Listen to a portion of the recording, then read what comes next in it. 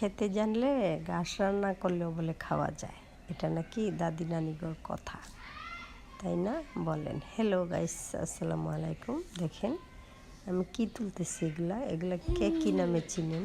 এগুলা কিন্তু কেউ ডিমালি শাক বলে, কেউ গিমা শাক বলে। এগুলো কিন্তু দেশে অ্যাভেলেবেল আছে, ঢাকাতে কিন্তু আমরা কিনে কিনে খেতাম। এই শাকটা কিন্তু অনেক ভালো লাগে, কার কীরকম পছন্দ জানি না, তবে আমার অনেক পছন্দ। আর এই যে দেখেন আমাদের এই পুকুর পাড়ে তো এই শাকের কোনো বিকল্প নাই, অ্যাভেলেবেল আছে।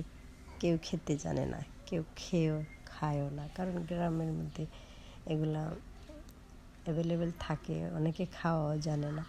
আমি এগুলো তুলে নিলাম কারণ আমরা খেতে পারি। আমার মা আমাদেরকে ছোটোবেলায় এটা ভাজি করে খাওয়াইতো, তাই আমরা খাওয়া জানি।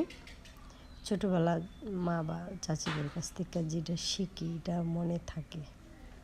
এই যে দেখেন শাকগুলো তুলে নিয়ে আসলাম। সেই শাকগুলো কিন্তু দেখতে যেরকম সুন্দর, খেতেও মজা।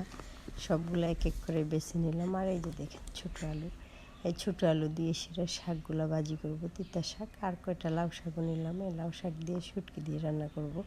আর এই যে দেখেন লাউয়ের ছোটো ছোটো করা আসতেছে, কিন্তু লাউ ধরতেছে না, অনেকগুলো আসছে। এই যে চালের মধ্যে, এই যে দেখেন প্রতিটা আগায় আগায় লাউয়ের করা, কিন্তু বড় হচ্ছে না।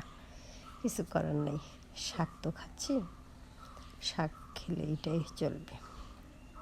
আর এই যে দেখেন জাংলার শাকগুলো সব শেষ। কে খাইছে জানেন? সেগুলো খাইছে আমার হাঁসে লাউ গাছ খাইয়া শেষ করছে। আর এই যে পুকুরের মধ্যে ছেড়ে দিই, এত বড় বড় আমার 2টা হাঁস খেয়ে ফেলাইছে।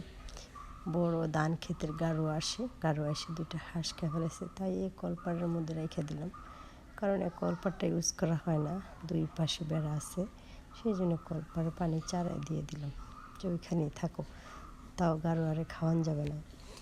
আর এই যে দেখেন ছোটো আলুগুলো কাটে নিলাম, ছোটো আলুগুলো কেটে ধুইয়া তারপরে এই যে প্রস্তুতি নিচ্ছি ভাজি করার জন্য। আর এই ছোটো আলু তো এমনিও ভালো লাগে ভাজি করে খেলে, আর এর মধ্যে যদি অন্যরকম একটা কিছু থাকে সেটা তো আরও ভালো লাগে।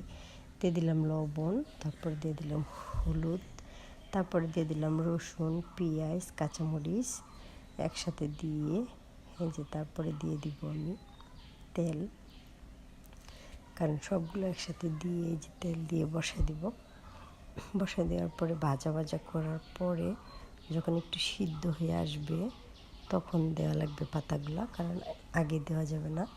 পাতাগুলো কিন্তু অল্প ভাবেতেই সিদ্ধ হয়ে যায়। এই যে দেখেন আলুগুলো যখন একরকম সিদ্ধ হয়ে গেছিলো তখন আমি দিয়ে দিচ্ছি এটা, কারণ এই পাতার অল্প ভাবেতে সিদ্ধ হয়ে যায়। যে দেখেন সে ভাজাটা যে এত ভালো লাগে, মাশাআল্লাহ। যে খাইছে এটা তো জানে এটার কেমন স্বাদ, আর যে না খাইছে সে তো মিস করতেছে। যদি না খেয়ে থাকেন কোনো সময় একবার খেয়ে দেখেন, সেই রকমের ভালো লাগে আলহামদুলিল্লাহ। তারপরে সাথে আছিল গরুর মাংস দিয়ে ডাল, ওই যে দাওয়াতি ডাল ছিল, দাওয়াত দিছিল, আমরা যাই নাই। তারপরে ডাল গরুর মাংস দিয়ে রান্না করছিল, তা দিয়ে গেছিল।